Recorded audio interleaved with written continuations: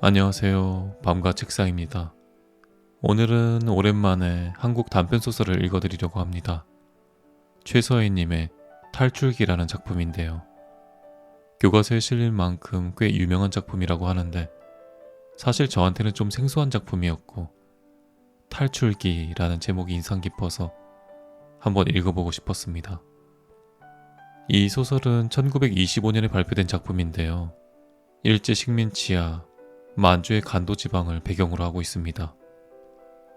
화자인 박군이 자신의 탈가, 그러니까 집을 떠나온 것을 반대하는 김군의 편지에 대해 쓴 답장의 형식을 취하고 있는데요.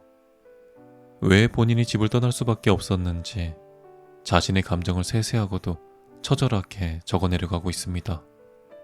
사실 박군은 가난에서 벗어나고자 희망을 안고 가족과 함께 고향을 떠나 간도로 건너가게 됐는데요.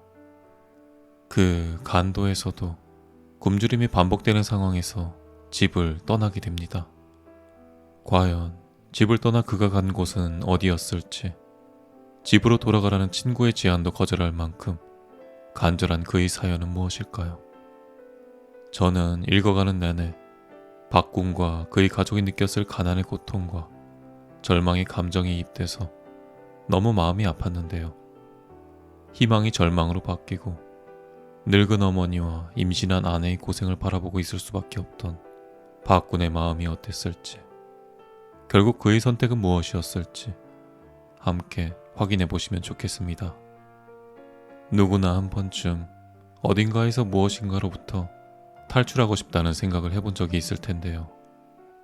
부모로부터, 직장으로부터, 가난으로부터 탈출이 간절한 순간이 오고 그런 순간마다 나는 어떻게 했었는지 한 번쯤 생각해 볼 수 있는 시간이 되면 좋겠습니다.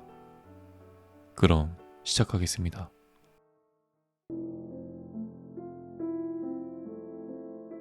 김군, 수삼차 편지는 반갑게 받았다. 그러나 한 번도 회답지 못하였다. 물론 군의 충정에는 나도 감사를 드리지만 그 충정을 나는 받을 수 없다. 박군, 나는 군의 탈가를 찬성할 수 없다. 음험한 이역에 늙은 어머니와 어린 처자를 버리고 나선 군의 행동을 나는 찬성할 수 없다. 박군, 돌아가라. 어서 집으로 돌아가라. 군의 부모와 처자가 이역 노도에서 방황하는 것을 나는 눈앞에 보는 듯 싶다. 그네들이 의지할 곳은 오직 군의 품밖에 없다. 군은 그네들을 구하여야 할 것이다.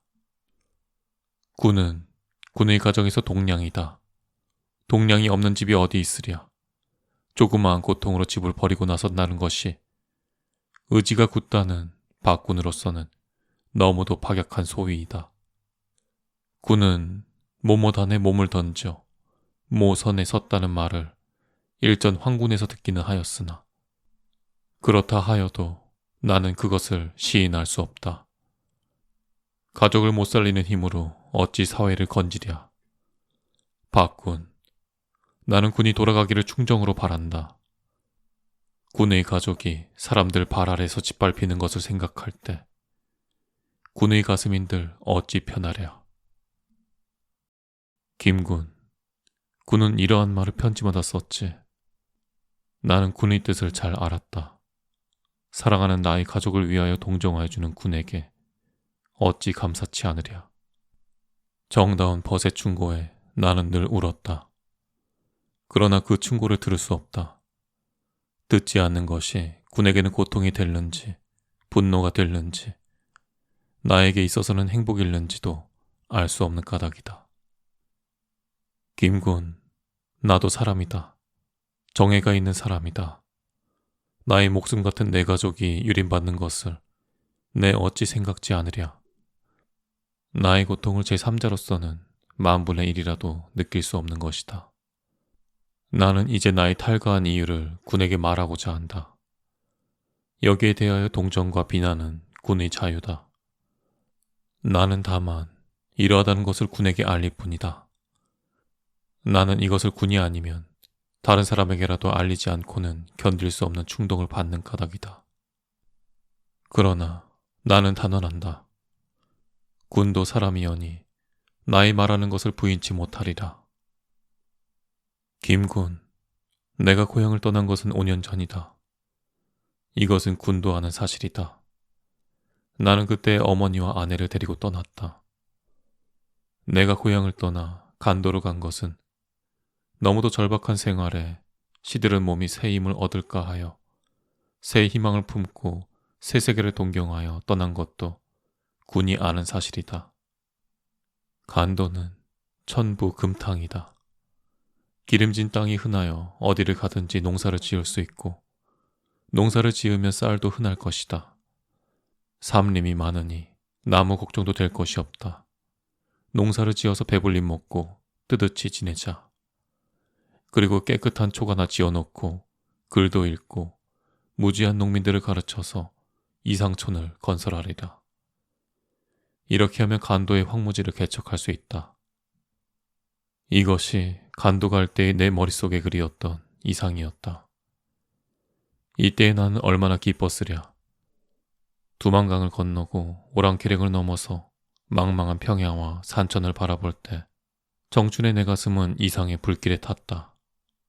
구수한 내 소리와 헌헌한 내 행동에 어머니와 아내도 기뻐하였다.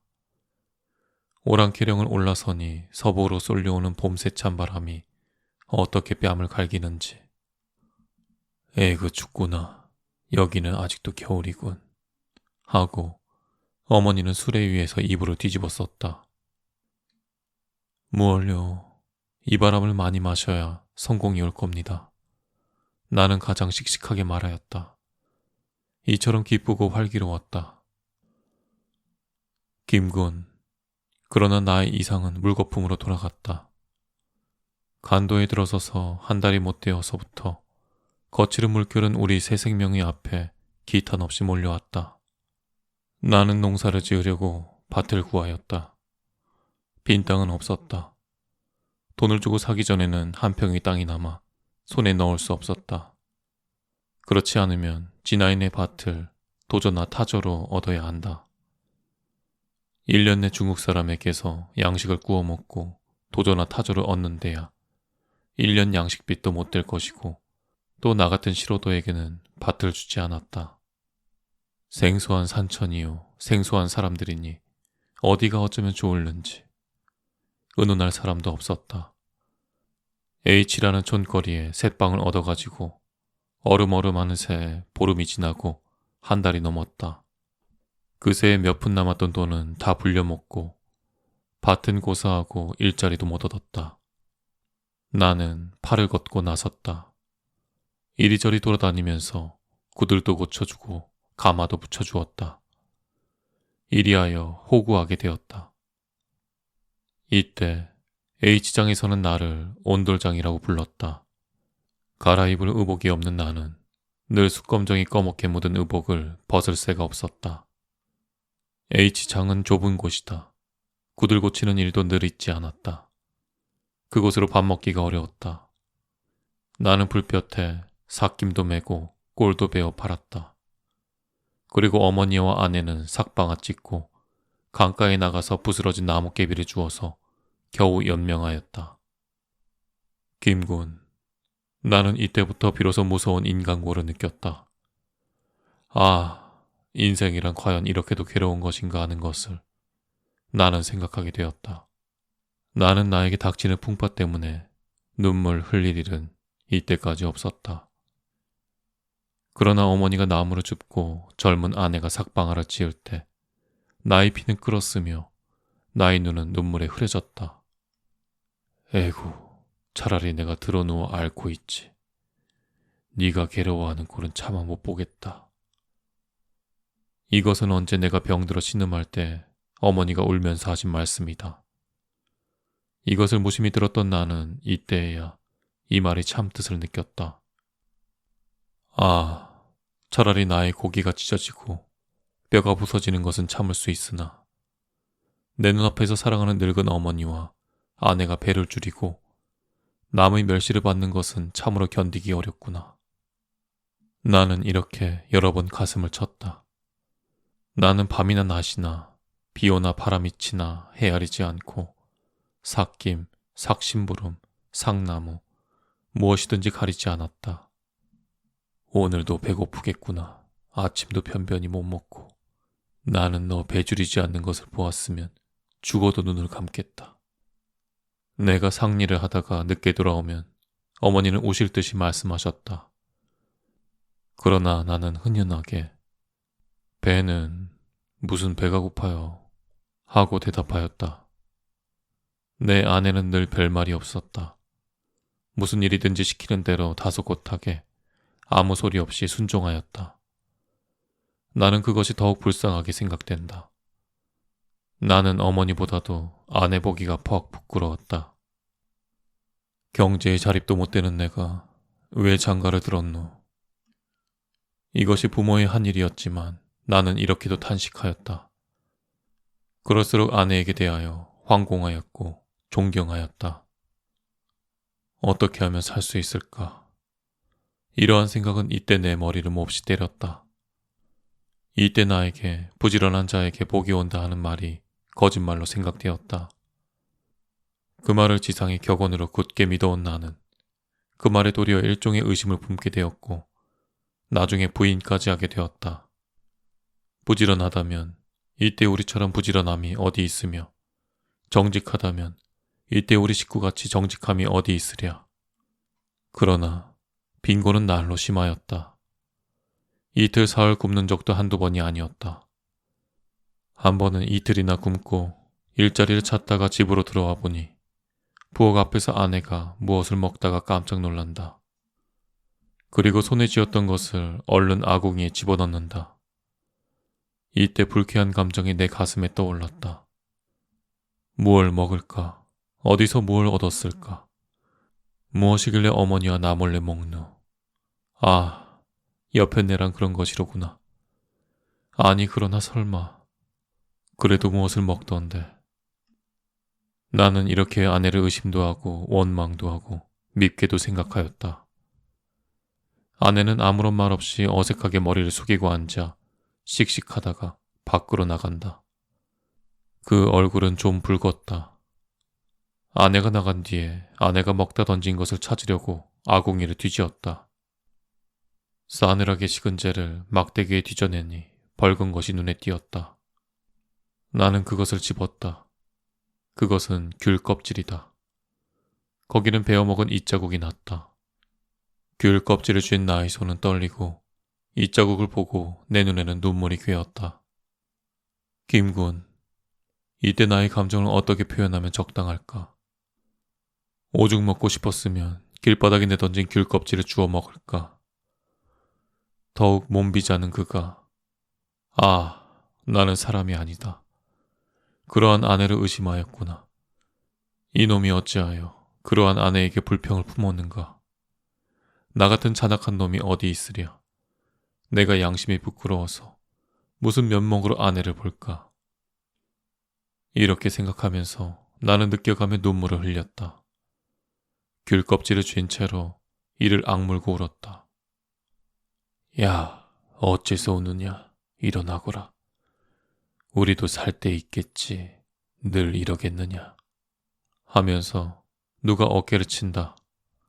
나는 그것이 어머니인 것을 알았다. 아이고 어머니, 나는 불효애다. 하면서 어머니의 팔을 안고 자꾸자꾸 울고 싶었다. 그러나 나는 아무 소리 없이 가슴을 부둥켜 안고 밖으로 나갔다. 내가 왜 우노? 울기만 하면 무엇하나. 살자, 살자. 어떻게든 살아보자.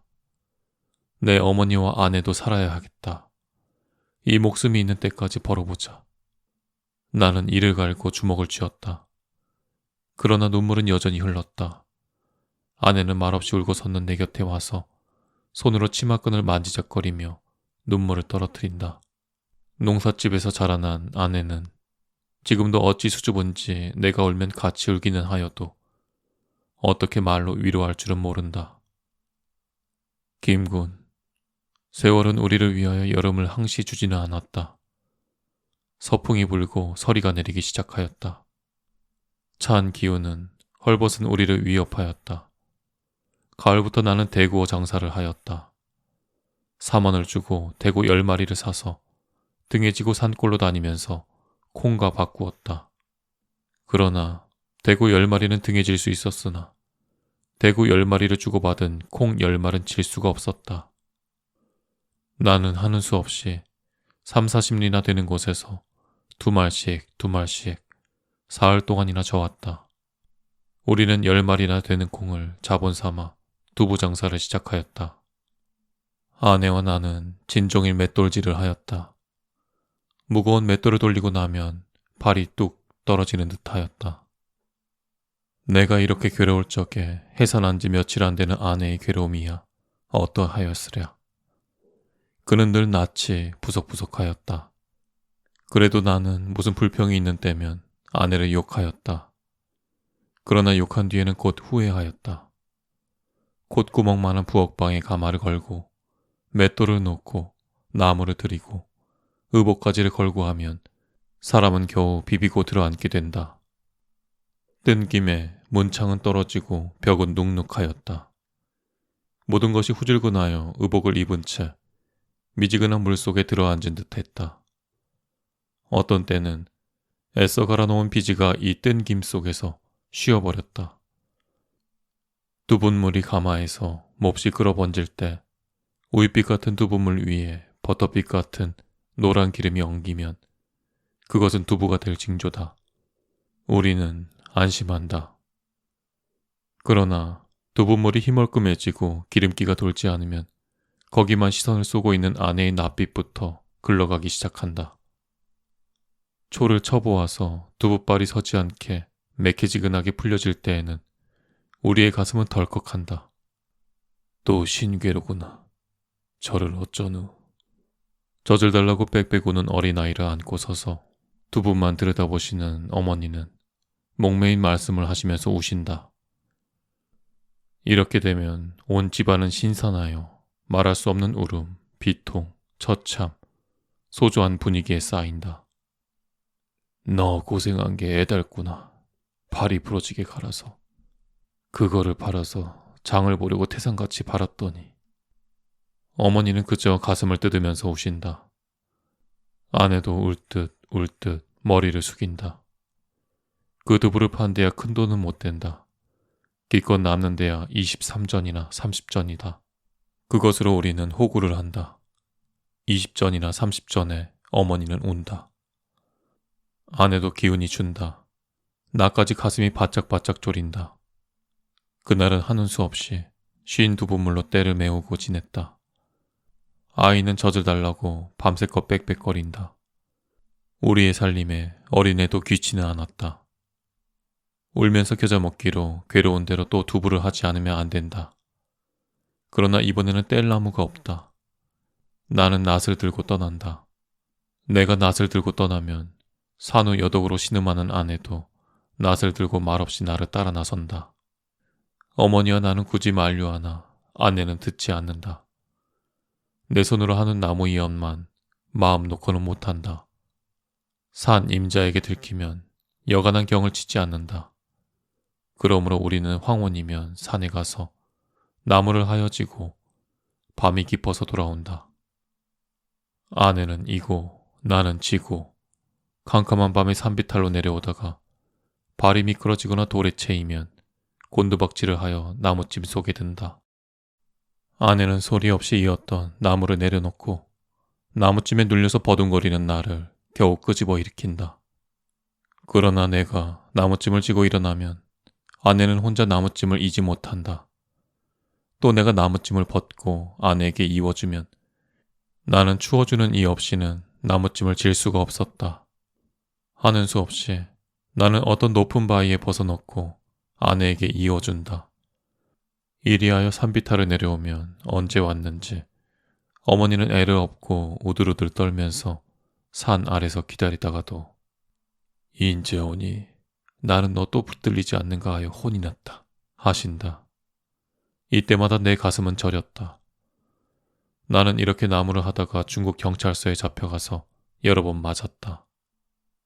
이때 이웃에서 우리를 조수하고 경찰에서는 우리를 의심하였다. 신수가 멀쩡한 연놈들이 그 꼴이야. 어디가 일자리라도 구하지 않고 그 눈이 누래서 두부장사하는 꼬락서니는 참 더러워서 못 보겠네. 불알을 달고 나서 그렇게야 살리? 이것은 이웃 남녀가 비웃는 소리였다. 그리고 어떤 산임자가 나무 읽고 고발을 하면 경찰서에서는 불문곡직하고 우리 집부터 수색하고 질문하면서 나를 때린다. 그러나 나는 호소할 곳이 없다. 김군, 1억으로 겨울은 점점 깊어가고 기한은 점점 박두하였다. 일자리는 없고 그렇다고 손을 털고 앉아있을 수도 없었다. 모든 식구가 펄럭펄해서 굶고 앉은 꼴을 나는 그저 볼 수 없었다.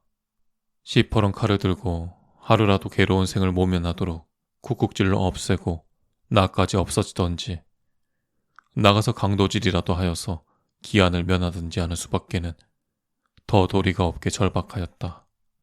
나는 일이 없으면 없은 이만큼, 고통이 닥치면 닥치는 이만큼 내 범위는 크다. 나는 어떤 날은 거의 얼빠진 사람처럼 눈을 감고 깊은 생각에 잠긴 일도 있었다. 이때 머릿속에서는 머리를 음실음실 드는 사상이 있었다. 그 생각은 누구의 가르침에 의해 일어난 것도 아니려니와 일부러 일으키려고 애써서 일어난 것도 아니다. 봄불싹같이 내 머릿속에서 점점 머리를 들었다. 나는 여태까지 세상에 대하여 충실하였다. 어디까지든지 충실하려고 하였다. 내 어머니, 내 아내까지도 뼈가 부서지고 고기가 찢기더라도 충실한 노력으로 살려고 하였다. 그러나 세상은 우리를 속였다. 우리의 충실을 받지 않았다. 도리어 충실한 우리를 모욕하고 멸시하고 학대하였다. 우리는 여태까지 속아 살았다. 포악하고 허위스럽고 요사한 무리를 용납하고 옹호하는 세상인 것을 참으로 몰랐다. 우리뿐 아니라 세상의 모든 사람들도 그것을 의식치 못하였을 것이다. 그네들은 그러한 세상의 분위기에 취하였다. 나도 이때까지 취하였었다. 우리는 우리로서 살아온 것이 아니라 어떤 험악한 제도의 희생자로서 살아왔었다. 김군, 나는 사람들을 원망치 않는다. 그러나 마주에 취하여 자기의 피를 짜바치면서도 깨지 못하는 사람을 그저 볼 수 없다. 허위와 요사와 표독과 게으른 자를 옹호하고 용납하는 이 제도는 더욱 그저들 수 없다.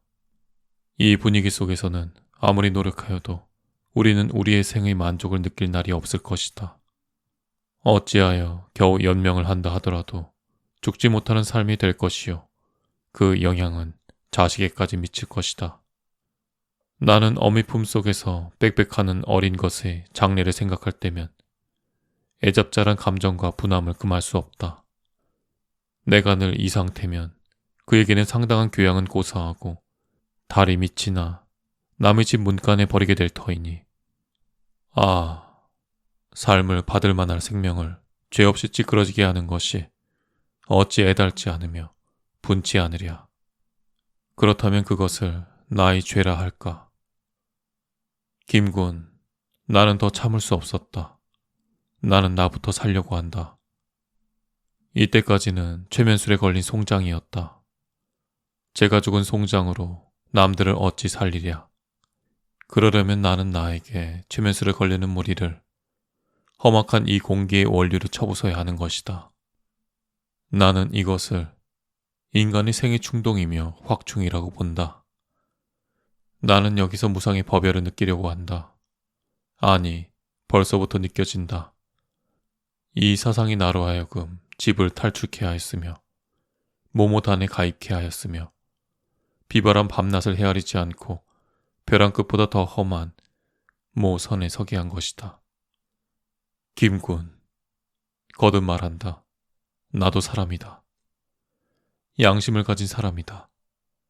내가 떠나는 날부터 식구들은 더욱 곤경에 들 줄도 나는 알았다. 자칫하면 눈 속이나 어느 구렁이에서 죽는 줄도 모르게 굶어 죽을 줄도 나는 잘 안다.